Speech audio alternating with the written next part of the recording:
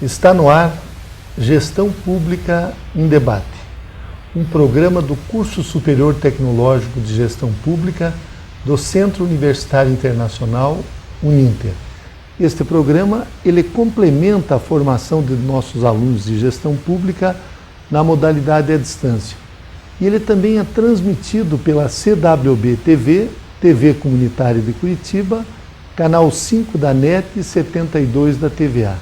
E ele pode ser acessado por todas as pessoas que possuem parabólica digital através dos canais da rede EdSat, os canais da educação. No programa de hoje nós vamos debater o jogo de xadrez na educação. E para isso nós convidamos o professor Bolívar Gonzalez. Professor Bolívar Gonzalez, ele é professor de educação física, é vice-campeão paranaense absoluto de xadrez, ele é terceiro colocado do Campeonato Brasileiro de Xadrez Rápido, é treinador da Federação de Xadrez do Paraná, a FEXPAR, também ele é mestre da Federação Internacional de Xadrez, a FIDE, e Master, Sênior Internacional Master, da ICCF. O professor Bolívar Gonzalez também ele é árbitro nacional da Confederação Brasileira de Xadrez, a CBX. E, como eu disse, ele é professor de educação física, atuando justamente na área de xadrez. O professor Bolívar, ele foi finalista do Campeonato Brasileiro Absoluto em 2010 e 2 vezes campeão paranaense absoluto, 2000 e 2011.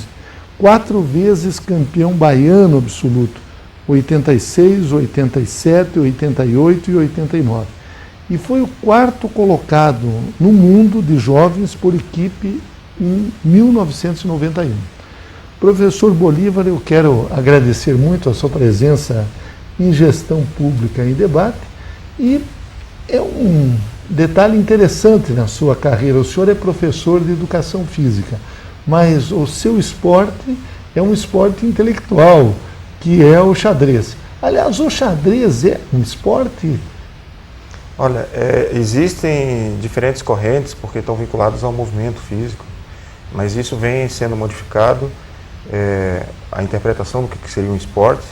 Então você vê, por exemplo, hoje que a FIDE, que é a Federação Internacional de Xadrez, ela só está abaixo da FIFA em número de países filiados.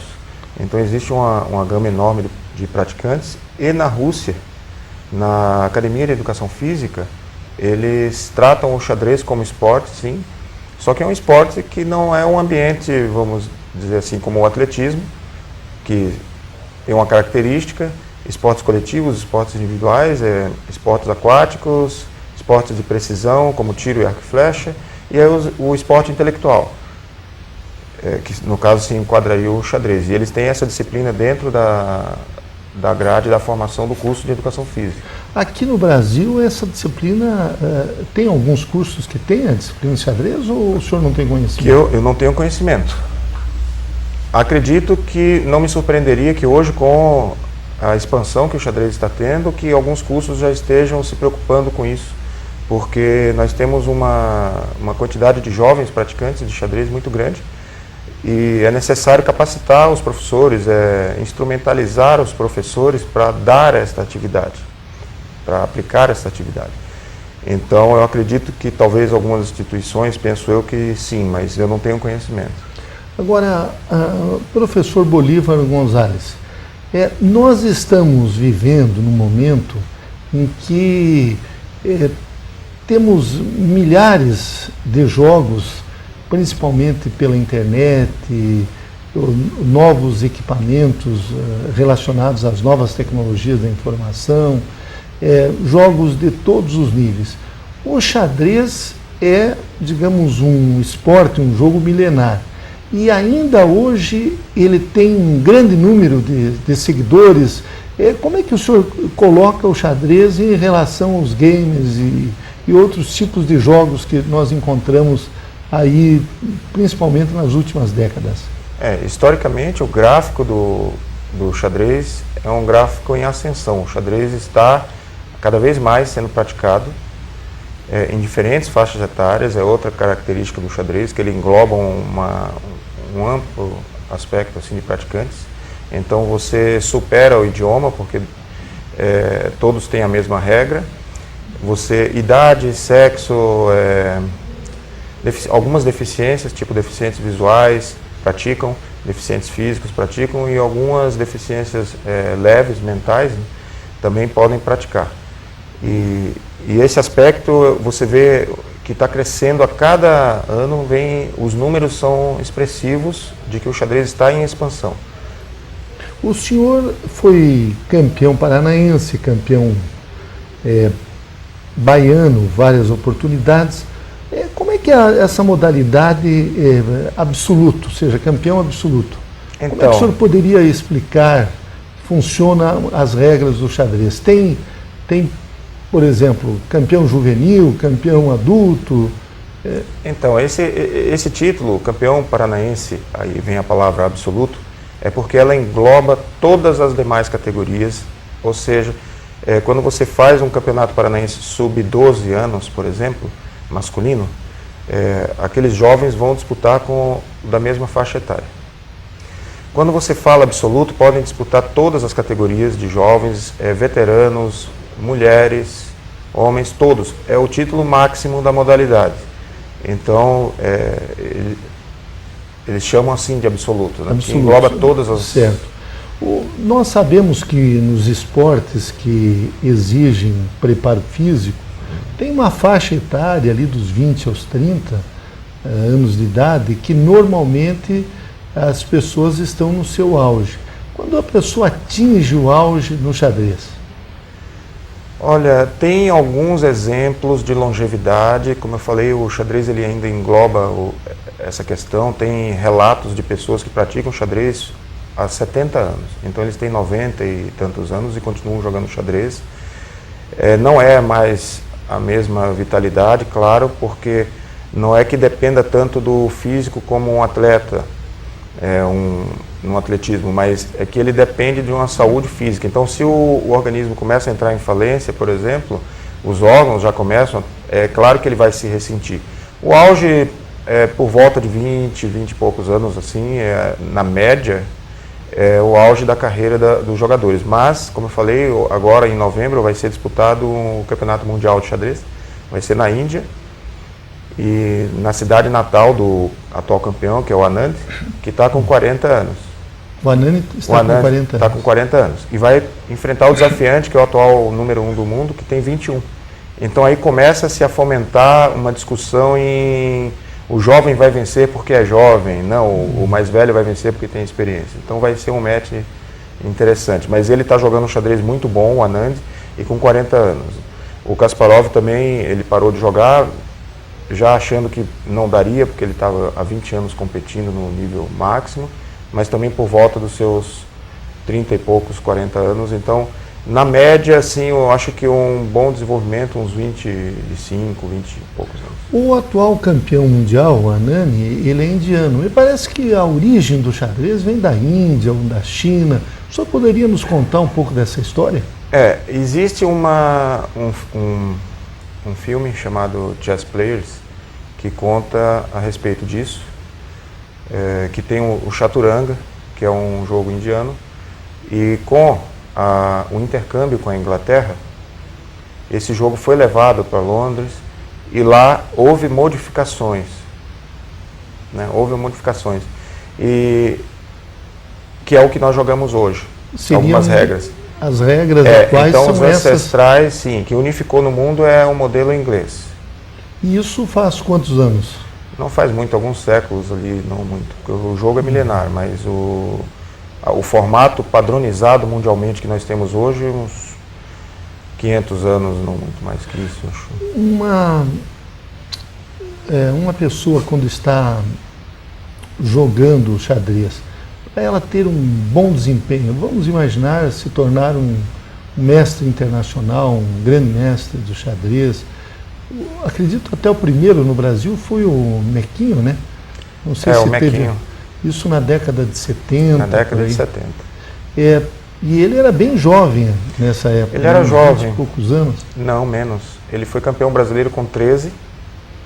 Sim. E ele, com 15, chegou a mestre internacional. E logo depois ele conquistou o título de grande mestre, acho que com 20 anos, alguma coisa assim. E naquela época era mais difícil, então ele é um gênio, é um brasileiro assim, de reconhecimento internacional mundial. Né? Certo. Então, o que eu queria colocar? A pessoa, para se tornar um mestre internacional, que etapas ela tem que vencer? Ela tem que vencer mestres internacionais também? Há um tipo de ranking mundial que coloca a pessoa nessa categoria? Existe uma quantidade, eu acho que são 3 torneios que você tem que fazer um percentual altíssimo, tipo 75% da pontuação máxima, contra jogadores de nível de mestre. Então aí você vai ganhar 1/3 do que seria o título, o que eles chamam de norma. Então você repete isso por 3 vezes, então é pelos méritos e pelo feito, por você ter atingido a maestria, você materializa o título através desses resultados. Então são 24 jogos que você precisa fazer em torno de 75% dos pontos. Um mestre internacional, um mestre do seu nível, podemos assim colocar, sênior internacional master, quantas jogadas, digamos assim, ao mexer uma peça, o senhor faz de simulações de raciocínio para ver aonde vai dar aquele seu lance, aquela sua movimentação de uma peça? Olha, não tem um número definitivo, porque ele vai depender muito da posição. Se a posição tem sequências mais fechadas, que são mais previsíveis, como jogadas únicas, por exemplo, a tua visibilidade pode ir mais adiante. Kasparov cita em torno de 12 lances. 12 lances à frente. Isso, à frente. Ele faz considerações do que o adversário iria responder e do que você responderia para isso. E assim vai. E esse raciocínio tem que ser muito rápido, porque tem um certo tempo hoje, né? Eu vi aqui que o senhor também foi campeão de xadrez rápido, por exemplo. Então você tem que fazer isso em poucos minutos. Sim, às vezes em poucos segundos. Tem que estar com a mente treinada para isso, porque o exercício e a prática do xadrez, eles treinam a mente, treinam o pensamento.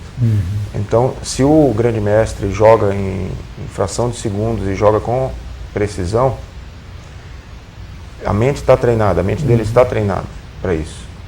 Hoje, professor Bolívar, nós temos pessoas que jogam contra o computador, temos pessoas que jogam com outras pessoas através do computador. Um desses grandes mestres, vamos pegar o Ananda, que é o campeão mundial atual, ou o Kasparov, que foi campeão durante muitos anos. Se pegar o nível máximo lá do computador, quem ganha, a máquina ou o homem? É uma luta difícil, em circunstâncias de que a máquina tem todo um banco de dados, de jogadas, e ele joga sempre na sua força máxima. O ser humano ele tem um desgaste energético, ele tem um cansaço, ele tem questões psicológicas, então é uma luta sempre muito difícil. Mas, ao meu ver, esses que você citou, o Kasparov, o Anand, o próprio Kramnik, eles mostraram que eles superam as melhores máquinas de hoje. Na década de 70, 80 do século passado, tinha uma disputa muito grande entre o Fischer e, acredito que o Kasparov mesmo, o Spassky. E uma hora era um que era o campeão mundial, outra hora era outro. Não, então foi o Karpov e o Kasparov. Karpov e o Karpov contra o Fischer, eu acho, né? A maior rivalidade é que, na verdade, o Karpov ele era o campeão mundial, e aí o Kasparov era um jovem, 20 e poucos anos. Mas esses eram dois russos, né? Numa geração anterior era contra um americano. Na geração anterior foi Fischer e Spassky. Spassky era o campeão do mundo. Fischer e Spassky. Eles jogaram em Reykjavik e foi em 72. Depois eles fizeram um reencontro em 92. Isso. Mas isso era notícia durante meses. Foi.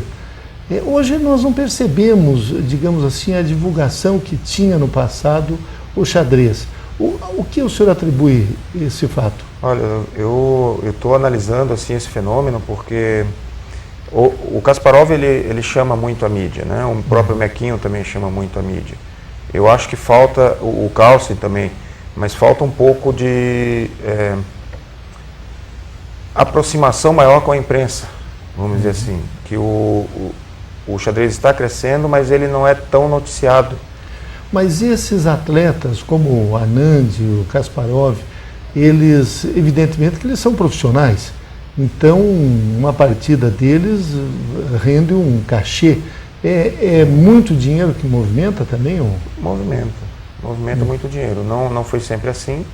Eu acho que tem um divisor de águas aí a partir do Fischer, que lutou para uma equiparação com outras modalidades. Então, a partir do Fischer, começou a crescer essa visão empresarial e o grande mestre de xadrez, ele começou a ter um reconhecimento como qualquer outra modalidade. Né? Mas esses atletas, vamos colocar assim, desse ponto de vista, intelectuais do xadrez, eles têm patrocinadores, jogam com patrocínio, também da onde vêm esses recursos que movimentam esse esporte? Bom, o Magnus Carlsen, que é o top, é o número 1 do mundo, ele é patrocinado por uma empresa da Noruega. O Anand também por uma empresa da Índia, de computadores. E todos eles representam instituições, e as instituições aproveitam, tentam maximizar a imagem, por exemplo, do Anand ao vencer um título mundial novamente, em cima do Carlsen, com certeza vai ter um apelo comercial.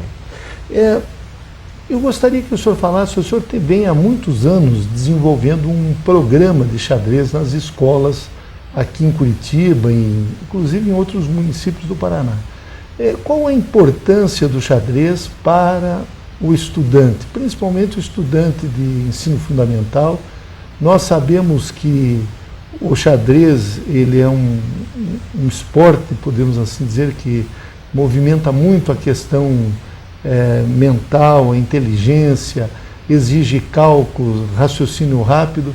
E hoje nós temos, de um modo geral, uma deficiência dos nossos estudantes na área da matemática. O xadrez contribui também para desenvolver a matemática no estudante? Contribui, mas não só a matemática. O raciocínio lógico se aplica em diferentes segmentos, não só nas exatas, né? Na matemática propriamente. Com o xadrez, o jovem, no caso no ensino fundamental, ele vai adquirir determinadas características e educar o seu pensamento, vai pensar através do xadrez como uma ferramenta mesmo pedagógica no contexto escolar, que ele vai obter um desenvolvimento, né, não só cognitivo, mas também emocional, que vai se aplicar em outras áreas, porque quando você gerencia, por exemplo, uma empresa, você tem suas estratégias, você tem suas ações, você imagina como vai reagir o mercado. É muito similar ao que a realidade do jogo, da partida de xadrez. Né? Então, o que você vai fazer com uma pequena derrota que aconteceu durante a partida, que medidas você vai tomar. Então, todo esse raciocínio lógico, toda essa forma de arrumar as ideias, né? O xadrez ele ajuda muito o jovem. É uma atividade que vai ser útil para eles no decorrer da vida. Né?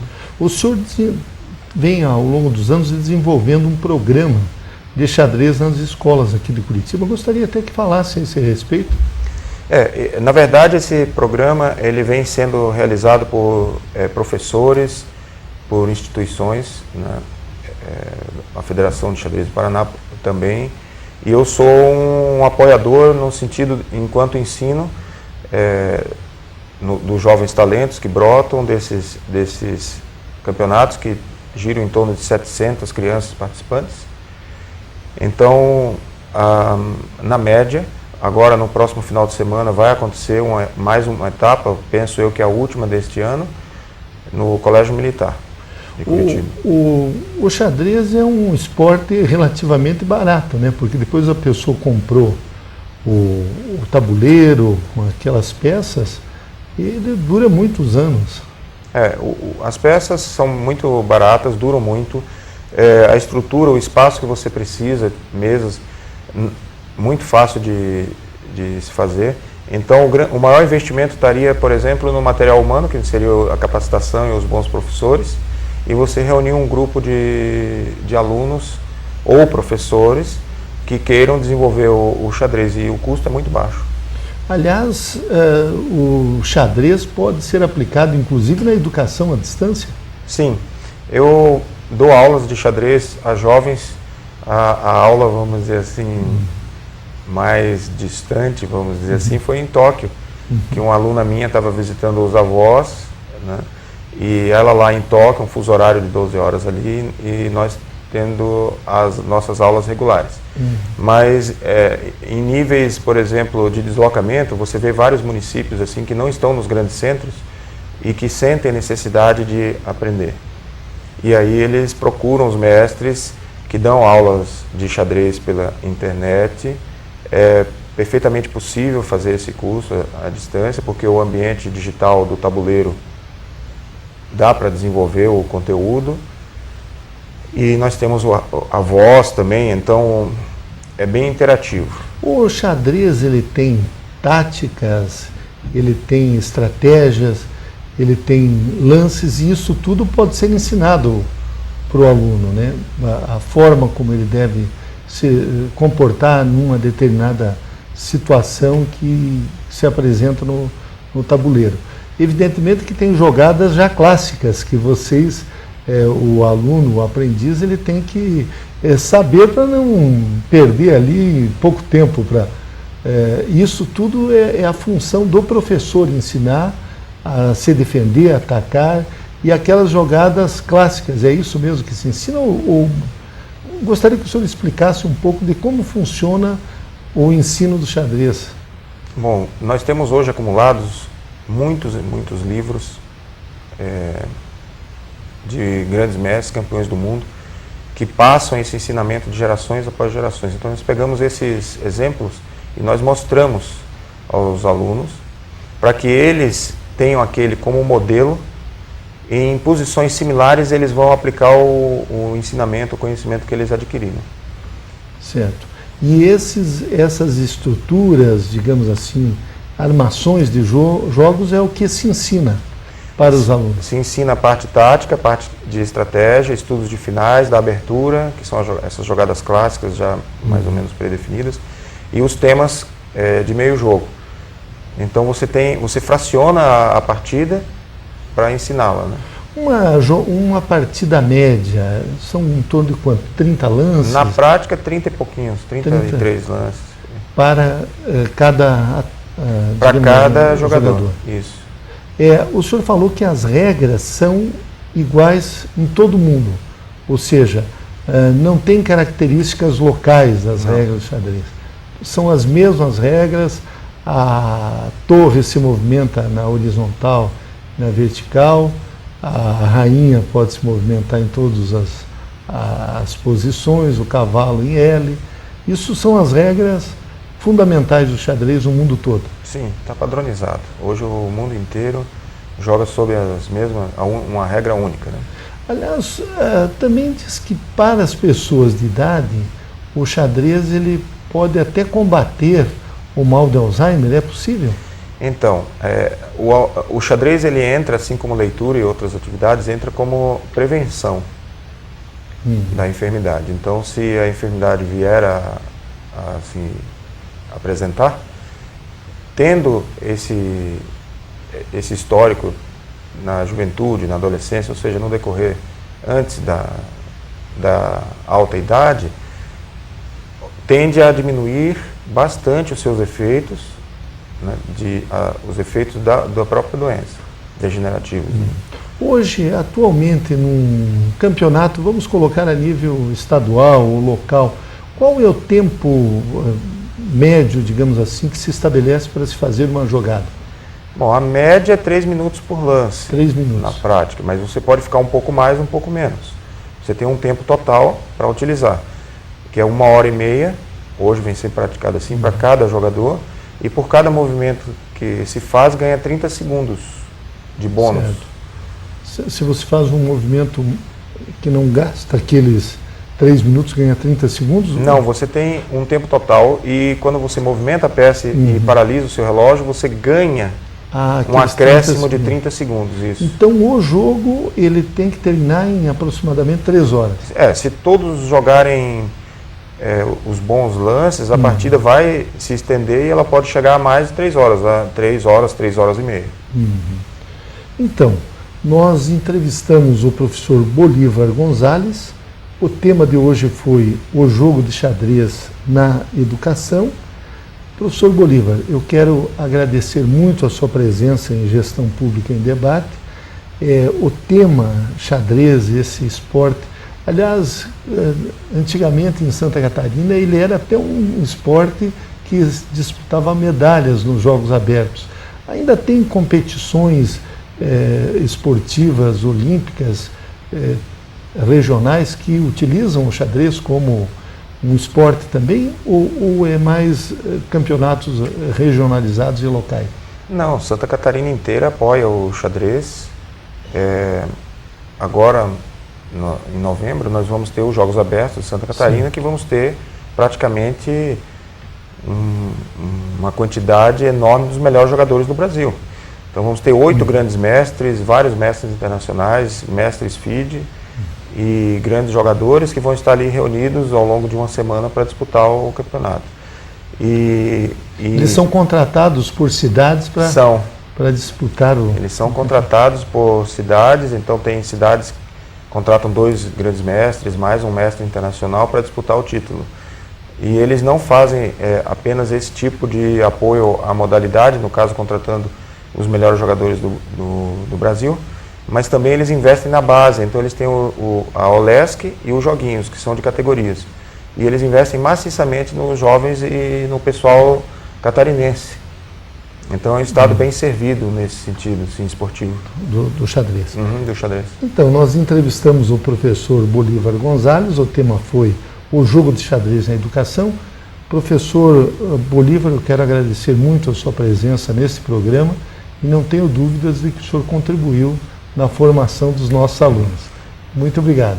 Obrigado. Educar é fazer sonhar, é acreditar no valor das pessoas, ampliando seus horizontes. Educar é realizar. Com a missão de criar oportunidades que transformam a vida de quem precisa, o Instituto Wilson Pickler de Responsabilidade Social faz a diferença para muitas pessoas. Oferece cursos de graduação e pós-graduação à distância, em parceria com o Grupo Uninter, e cursos livres de capacitação. Além disso, possui projetos de geração de renda para comunidades carentes. Instituto Wilson Pickler de Responsabilidade Social, acreditando no valor das pessoas através da educação. Retornamos com Gestão Pública em Debate, um programa do curso de Gestão Pública do Centro Universitário Internacional Uninter. Neste segundo bloco, vamos estar conversando com o presidente da CPI do Transporte Coletivo de Curitiba, o vereador Jorge Bernardi. Ele também é professor aqui, né, Jorge, da Uninter, e vai estar conversando com a gente sobre essa CPI. Como todo mundo sabe, o Jorge é o apresentador desse programa, mas hoje especialmente ele é o entrevistado. Jorge, tudo bem? Muito obrigado pela oportunidade de estar deixando eu tomar o seu espaço como apresentador aqui. Eu quero, Vinícius Garcia, em primeiro lugar, agradecer você por se dispor a fazer essa entrevista. Nós temos recebido muitos e-mails, muitos telefonemas dos nossos alunos que nos acompanham através das redes sociais e eles querem uma explicação a respeito de uma CPI. Em função da CPI do transporte coletivo aqui em Curitiba, onde eu presido como vereador, me tornei um pouco mais conhecido na cidade e também amigos e colegas nossos nos acompanham através do noticiário.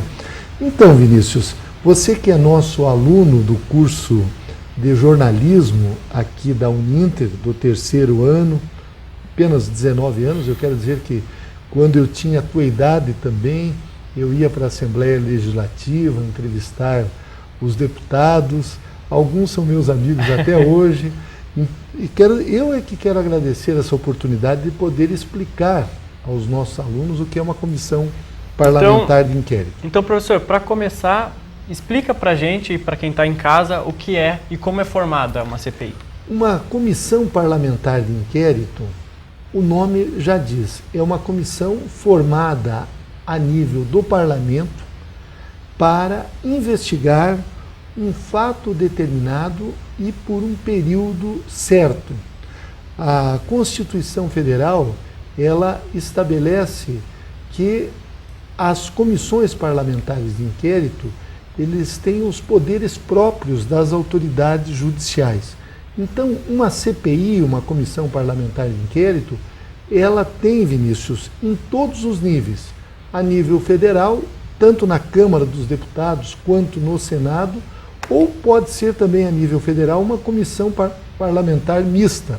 Por exemplo, aquela comissão parlamentar dos Correios, a CPMI dos Correios, que redundou depois nesse processo que nós acompanhamos em todo o Brasil, do mensalão, que agora está, quase 8 anos depois, tendo a sua definição no Supremo Tribunal Federal, uma vez que envolveu vários políticos e alguns com mandatos, inclusive ministros, ela era uma comissão parlamentar mista de inquérito, CPMI. Mas o Senado Federal, ele pode propor uma comissão parlamentar de inquérito e, como sempre tem proposto, a Câmara dos Deputados também pode propor comissão parlamentar de inquérito. Uma das características, Vinícius, de uma comissão parlamentar de inquérito é que ela é um instrumento das minorias parlamentares. O que significa isso? Que 1/3 dos membros aqui no Brasil dos órgãos legislativos, seja do Congresso Nacional, da Câmara dos Deputados ou do Senado Federal, nos estados 1/3 dos deputados estaduais nas assembleias, ou nas câmaras de vereadores, 1/3 dos vereadores, eles podem propor comissão parlamentar de inquérito. Ou seja, não precisa a comissão parlamentar de inquérito ser aprovada pela maioria dos membros daquela casa legislativa. Aqui, no caso específico de Curitiba, a comissão parlamentar de inquérito do transporte coletivo, ela surgiu logo depois daquelas manifestações que, aliás, ainda estavam ocorrendo as manifestações da juventude brasileira que se indignaram, começando pela cidade de São Paulo, Rio de Janeiro, com o aumento de 20 centavos na tarifa. Então, aqui os vereadores começaram a reunir assinaturas e chegou um determinado momento que os 38 vereadores da Câmara de Curitiba assinaram aquela comissão parlamentar de inquérito, que agora está chegando ao seu final, com o relatório final, e especificamente, Vinícius, a comissão parlamentar de inquérito do transporte coletivo de Curitiba, ela tem 4 objetivos. Você quer que eu diga os objetivos? Por favor, explica para a gente. Então vamos explicar para os alunos. Então, o fato determinado foi, evidentemente, o lucro abusivo das empresas que operam o sistema de transporte coletivo de Curitiba. O segundo fato determinado é o processo de licitação, ou seja, a concorrência pública que foi realizada aqui nos anos de 2009 e 2010 e que geraram os problemas que hoje a cidade está enfrentando. O terceiro ponto determinado foi a composição da tarifa, ou seja, a passagem, o valor da passagem que nós pagamos todas as vezes que a gente entra num ônibus. Então, essa composição, os itens que compõem essa tarifa, é também um objeto da CPI. E como quarto item, foi o não recolhimento correto das empresas de um tributo municipal que está incluído também na tarifa, que é o Imposto sobre Serviço, o ISS. No caso de Curitiba, esse tributo é no valor de 2% da tarifa.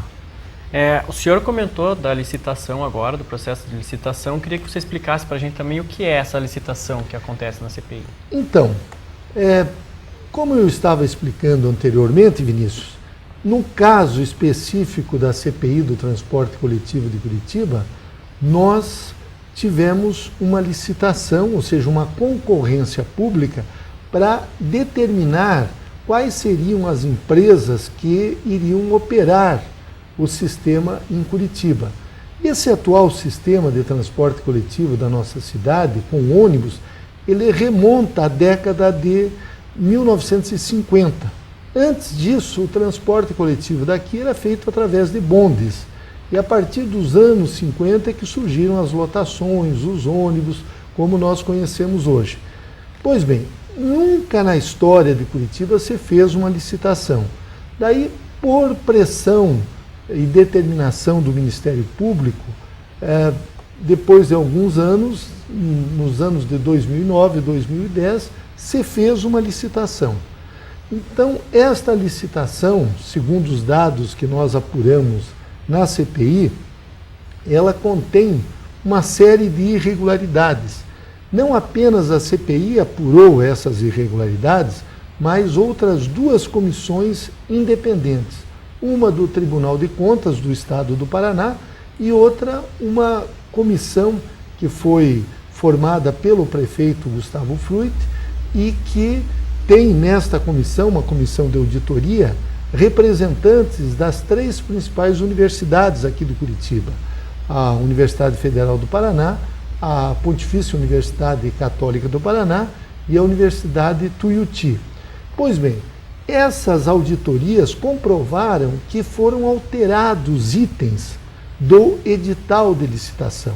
E esses itens, há indícios de que eles beneficiaram as empresas que estavam operando. Então, nesse item, que é o item processo de licitação, as conclusões certamente deverão apontar de que a licitação ela não foi uma licitação como se espera, ou seja, onde qualquer empresa que esteja naquela condição participe, dê o menor preço e vença a licitação.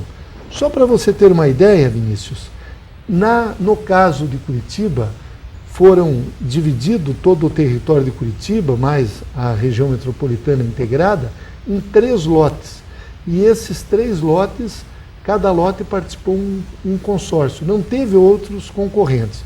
E no valor da tarifa, porque uma licitação ganha normalmente quem dá o menor preço. Ora, tem um preço básico e daí se dá um desconto a respeito daquele valor estabelecido. No caso de Curitiba, pasme, Vinícius, você não vai acreditar, mas as empresas aqui, elas deram um desconto irrisório de 0,01% da tarifa. Quase nada, praticamente. Praticamente nada, porque foi menos de meio centavo de desconto. Ora, 1 centavo, todos nós sabemos. Eles deram um desconto médio de 436 milésimos de centavos. Então, esse ponto também já é um dos aspectos que nós apuramos na CPI. Mas o objetivo dessa nossa palestra, dessa nossa conversa aqui, é explicar como funciona uma CPI. Então, uma vez instalada a CPI, ou seja, conseguiu-se o número mínimo de assinaturas, de subscritores, no caso de Curitiba, como são 38 vereadores, seriam 13 assinaturas. Daqui em Curitiba nós conseguimos mais, foram os 38 vereadores que assinaram a CPI. Então, se compõem os membros da CPI. A CPI de Curitiba foi estabelecida com um número de 13 membros. E cada partido representado na Câmara pôde indicar o seu representante. Ou seja, deve haver uma composição de acordo com a representatividade das bancadas. Como nós temos uma bancada maior, que tem 6 vereadores, essa bancada, então, que é do partido PSC, ela tem 2 membros. E depois os demais partidos têm 1 membro na CPI. Feita esta indicação dos membros, é feita a instalação da CPI. Então, a CPI foi instalada em Curitiba no dia 28 de junho de 2013, e o primeiro ato da instalação é a eleição do presidente. Eu fui eleito presidente, daí nós elegemos o vice-presidente da CPI, o relator e o vice-relator.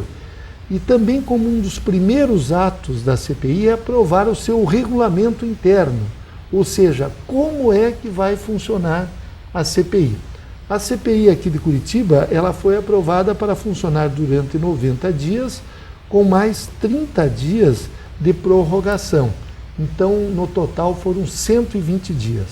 E como se processam os trabalhos dentro da CPI? Mas parece que você tem uma pergunta aí para fazer. Não, pode discorrer, que a gente vai conversando aqui, você pode fechar o teu raciocínio, que eu já faço outra pergunta. Ótimo.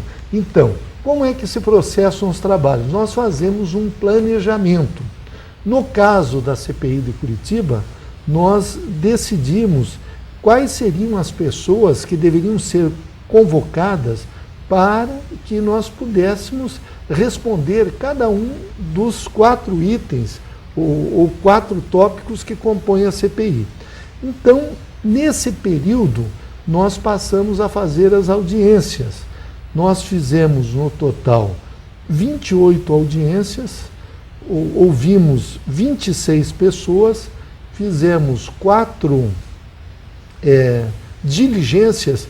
Diligências são investigações em determinados locais. E o total foram mais de 110 horas de depoimentos. Todos os depoimentos são gravados, são tomados a termo, ou seja, tudo que a pessoa diz, as perguntas que são feitas, são colocados a termo, ou seja, documentado, e as pessoas que prestam o depoimento, elas assinam depois junto com o presidente e com o relator da CPI. Então, no decorrer desse período, nós fomos investigando cada um desses itens. Uma vez encerrado esse período, digamos, de oitiva das testemunhas, Vinícius, nós passamos então agora na elaboração do relatório final. Porque uma coisa, Vinícius, tem que ficar bem clara. As pessoas dizem, todas as CPIs viram em pizza. Algumas realmente não dão em nada. Mas no nosso caso, nós procuramos investigar com seriedade, chamar as pessoas, e alguns foram investigados, arrolados como testemunhas. Eles têm que prestar o compromisso legal, e o compromisso legal está lá no artigo 203 do Código do Processo Penal, em que a pessoa deve jurar dizer a verdade, somente a verdade, nada mais que a verdade, e daí a pessoa diz, eu juro. Se a pessoa não jurar, daí ela não será ouvida como testemunha, mas todos os que nós ouvimos lá juraram dizer a verdade. E isso tem uma consequência, Vinícius, porque se a pessoa jura dizer a verdade e ela falta com a verdade, ela mente na CPI, ela pode ser processada por falso testemunho. Ou seja, ela é um crime o falso testemunho. Aliás, a lei das CPIs, que é uma lei de 1952, ainda da época do presidente Getúlio Vargas, ela estabelece 2 tipos de crime. Um é atentar contra a CPI, ou seja, a pessoa fazer ameaças a membros da CPI, impedir que os membros da CPI desempenhem as suas funções. Então isso é um crime, que a pena pode variar de 2 meses até 3 anos. E o outro crime é justamente o falso testemunho, mentir numa CPI, ou uma testemunha, ou um perito, uma pessoa que foi convocada para dizer a verdade e ela faltar com a verdade. Pois bem, então encerrada essa parte da oitiva, ou seja, em que as pessoas foram ouvidas, os documentos foram examinados, enfim, as diligências foram feitas no local, o que acontece? A pessoa, então, ela vai, é feito aquele relatório pelo relator, é votado, E as conclusões daquele relatório, eles são encaminhados para quem de direito, ou seja, se forem apurados crimes, por exemplo, vamos imaginar um crime de fraude num processo de licitação, ou se for apurado um outro crime, como, por exemplo, a pessoa prevaricar, ou seja, deixar de cumprir com a sua obrigação legal, um funcionário público. Então, esses crimes, mais também os atos de improbidade administrativa, esses documentos são encaminhados para o Ministério Público, porque o Ministério Público, como titular da ação, ele é que vai examinar aquelas indicações e vai propor as ações que tramitarão na Justiça. Então, o papel da CPI encerra-se ali, em relação aos crimes que foram apurados.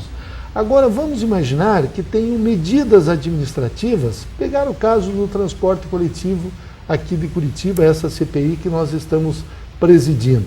Então, se sugerem medidas administrativas que deverão ser implementadas, no caso aqui de Curitiba, pelo chefe do Poder Executivo, pelo prefeito municipal, e o prefeito, então, ele tem aquelas diretrizes, aquelas sugestões que foram encaminhadas a ele para que ele aplique.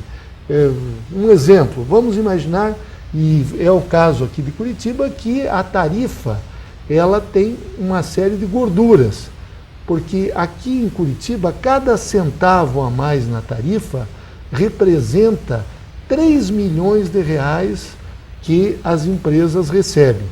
Então, hoje nós temos uma tarifa técnica de R$ 2,99 e 94 milésimos, que é o que as empresas recebem, mas no caso, os usuários, quando nós pegamos o ônibus, nós pagamos R$ 2,70. Os 30 centavos a mais são subsídios, ou seja, recursos que a população paga através dos impostos que vão para as empresas. Então, vamos imaginar que lá no relatório tenham sugestões ao Executivo para que ele reduza a tarifa ou faça um termo de ajuste com as empresas, anule a licitação, como é o caso de Curitiba, já que foram apuradas irregularidades, fraudes, que beneficiaram as empresas que estavam ali. Então, tem uma série de sugestões que o Executivo deverá implementar. Aquela pergunta, Vinícius, mas a CPI terminou em pizza? Não, a CPI investigou todos os fatos. Agora, os atos seguintes, dentro do Estado democrático de direito em que nós vivemos, não cabe à CPI baixar a tarifa ou fazer com que puna as pessoas que cometeram crime. Isso é uma função do Poder Judiciário, e lá as pessoas terão direito à ampla defesa, ao contraditório, enfim, todos aqueles aspectos legais. Mas eu gostaria de ouvir a tua pergunta, que já falei demais, Vinícius. Não, eu queria saber agora, ficando ainda no caso de Curitiba, o que vocês já apuraram da CPI do transporte aqui de Curitiba? Então, na CPI do transporte, como eu falei no início, nós temos, Vinícius, 4 tópicos. O primeiro, a questão do lucro abusivo das empresas. Nós constatamos aqui que o lucro das empresas, o lucro operacional, é de 104 milhões de reais por ano. Ou seja, as empresas investiram menos de 400 milhões de reais e recebem de lucro operacional por ano mais de 104 milhões. Em 4 anos, praticamente elas pagam o capital investido. Esse lucro, se nós formos traduzir para o lucro mensal, é de 8 milhões e 600 mil. São 11 empresas que operam o sistema de Curitiba. Se formos trazer esse lucro diário das empresas, por exemplo, Vinícius, de 310 mil reais por dia. E na tarifa, aquela tarifa que é paga para as empresas, 34 centavos é lucro. Em São Paulo, onde as empresas têm um dos maiores lucros do Brasil, este lucro é de 13 centavos. Aqui é 34. Por isso que a tarifa aqui é igual à de São Paulo. Lá é R$3, aqui também é R$3. O segundo tópico que nós investigamos é em relação ao processo de licitação. Eu já falei para você que a licitação foram alterados 25 itens entre a minuta do edital e o edital que foi publicado. E um detalhe muito interessante, Vinícius, esse edital foi publicado no dia 29 de dezembro de 2009, ou seja, entre o Natal e o Ano Novo. Nós estamos agora já praticamente no mês de novembro e sabemos que quando passa outubro, novembro, aí já as coisas não andam direito no país, que todas as pessoas estão preocupadas com o Natal, com as férias, o Ano Novo, etc. e tal. Eles publicaram no dia 29 de dezembro. Entre o Natal e o Ano Novo, ainda tinha um domingo no meio. Justamente, e o resultado, nenhuma outra empresa participou, a não ser aquelas que já operavam em Curitiba, e que deram aquele desconto de 0,0%, ou seja, menos de meio centavo. Pois bem, o que nós notamos também é que houve uma formação, há indícios fortíssimos de formação de cartel, porque até os mesmos erros de português que tinham nas propostas de um dos consórcios estavam nos outros dois consórcios. Então, isso demonstra que foi um jogo de compadres, ou seja, eles fizeram lá as questões todas, entre eles foi um grande acertão, podemos assim dizer. O que ocorreu foi um grande acertão. Pois bem, o terceiro item, então esse item, consequentemente, se a licitação for declarada uma fraude pela justiça, e é o que nós esperamos, essa licitação tem que ser anulada. Aliás, recentemente foi anulada uma licitação em Brasília, envolvendo empresas daqui, e outra em Guarapuava, também envolvendo empresas de Curitiba. Em relação ao terceiro item, Vinícius, você me pergunta a respeito da licitação aqui em Curitiba. O terceiro item, que é a composição da tarifa, porque na tarifa do transporte coletivo está previsto quanto se gasta com ônibus, quanto se gasta com pneus, quanto se gasta com óleo diesel, com motoristas, com cobradores, enfim, são centenas de itens. Na verdade, são cerca de 70 itens maiores, e esses itens se subdividem em subitens que chegam a quase 1000 subitens. Pois bem, então nesse item nós comprovamos, por exemplo, que tinha lá a manutenção das catracas. Até janeiro de 2012 era cerca de R$200 mil por mês que se pagava na manutenção. A partir de janeiro de 2012, como num passe de mágica, a empresa mudaram a empresa e ela passou a receber quase R$600 mil por mês. Ou seja, acrescentou 2 centavos na tarifa. 2 centavos pode não ser muito importante para mim ou para você, mas como somos em 310 milhões de pagantes, as empresas receberam mais de R$6 milhões por esses 2 centavos. Então você imagine a repercussão disso. Foi colocado um seguro, que se chama SegBus, nas mesmas características do DPVAT, ou seja, isso já acrescenta mais R$1,5 centavo na tarifa.